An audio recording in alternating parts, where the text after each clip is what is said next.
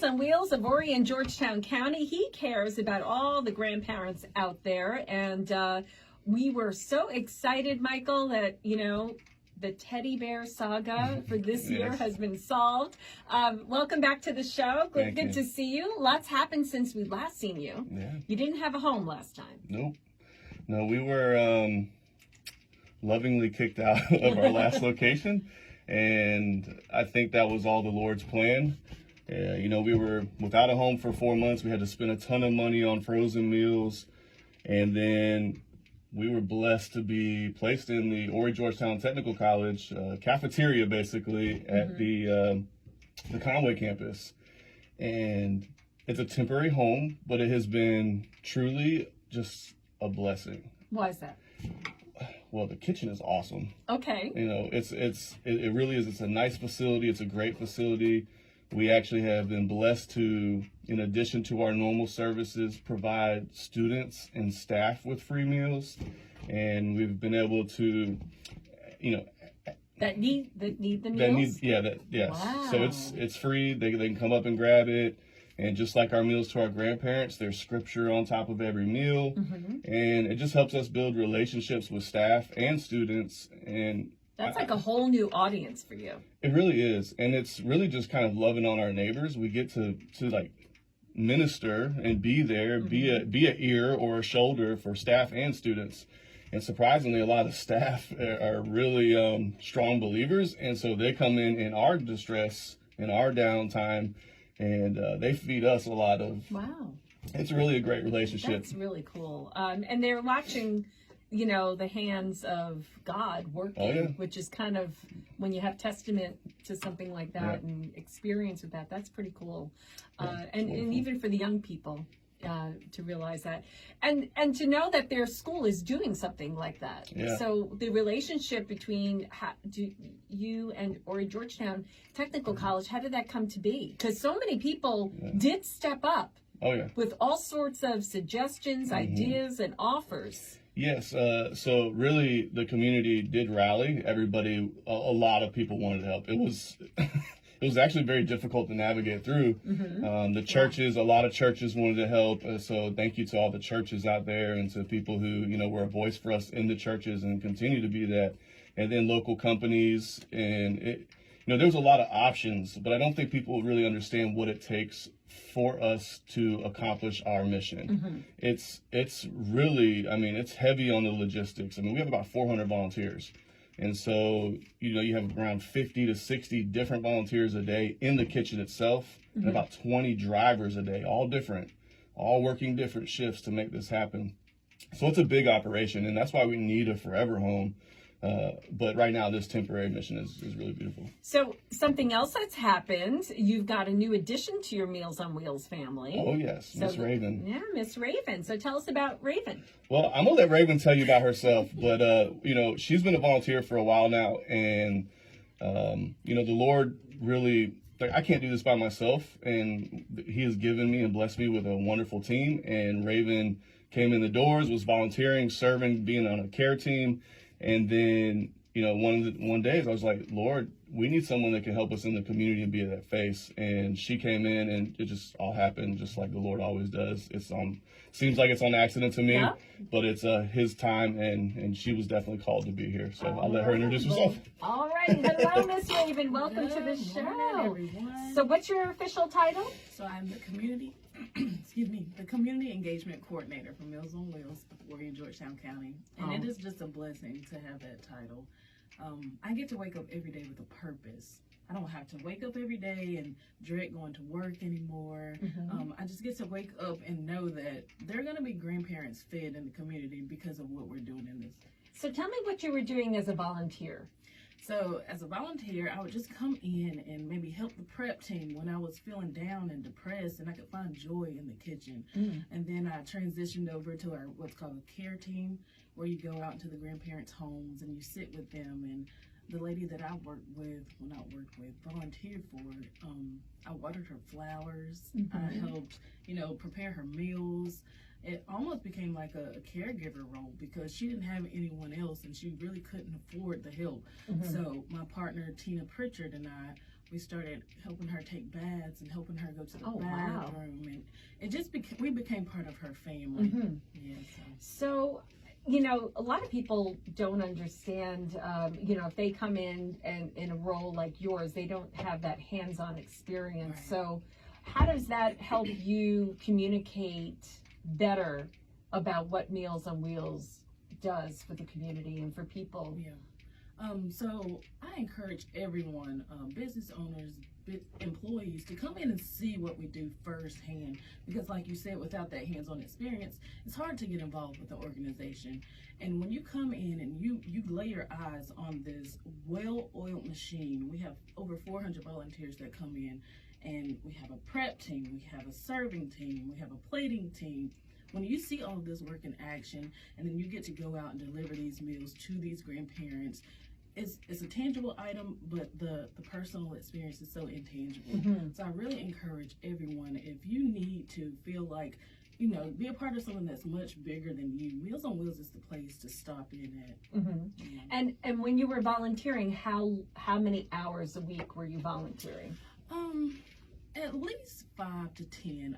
I was working a full-time job at that time, so whenever I was feeling down or if I needed just an escape, I would come into Meals on Wheels, and that way I could find joy during my work week. I mean, it's pretty pretty amazing that you would say that, because a lot of people, and you're younger. Yeah. I mean, a lot of times I see people who are retired that are, and here you are, someone who's working full time. How did you wander in there one day? What was the...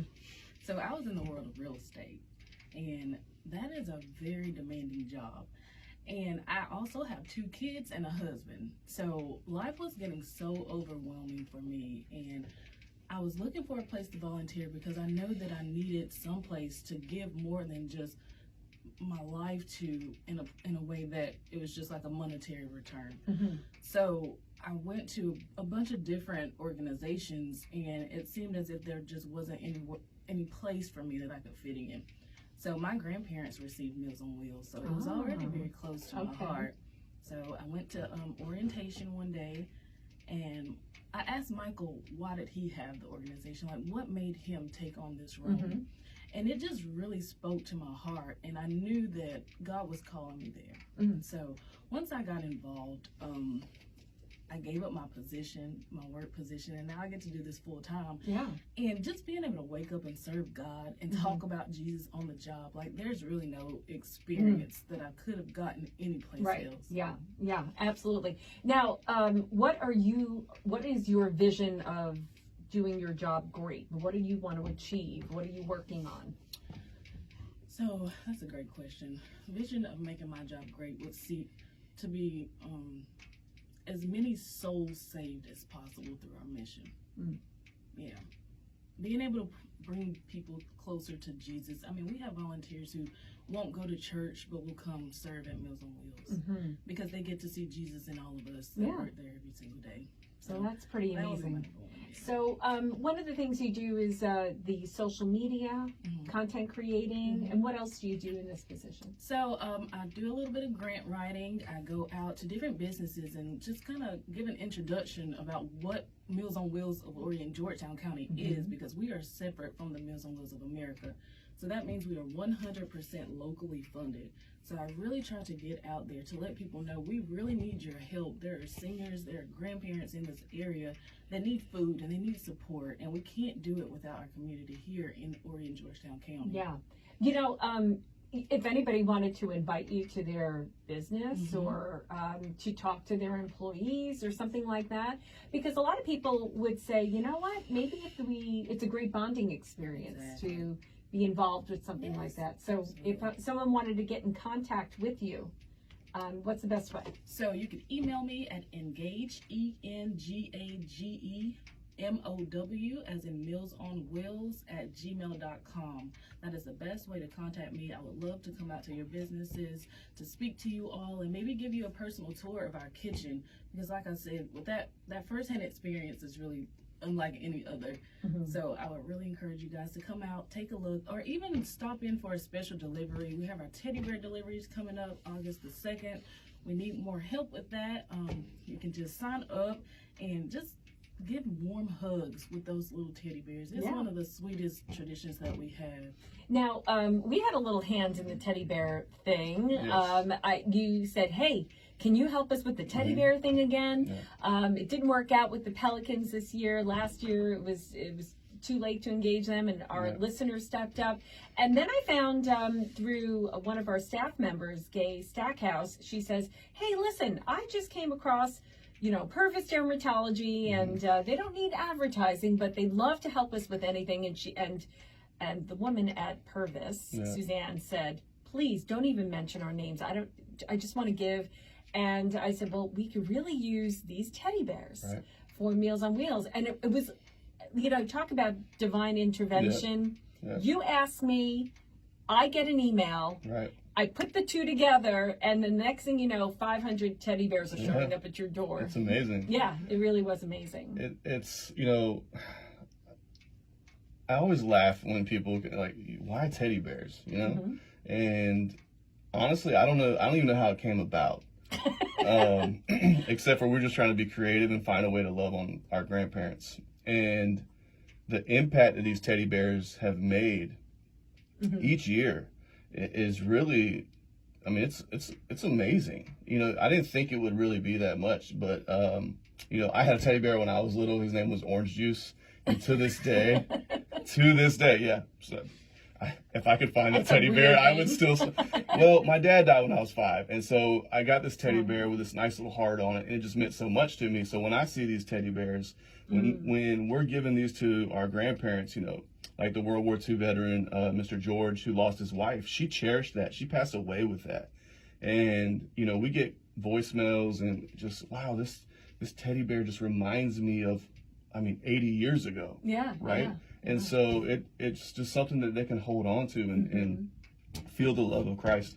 And honestly, I got in the mail at my house yesterday. A gentleman handmade about 500 crosses with horseshoe nails. Oh, so we're actually going to put these little necklaces around all the teddy bears, and we're going to send it out together.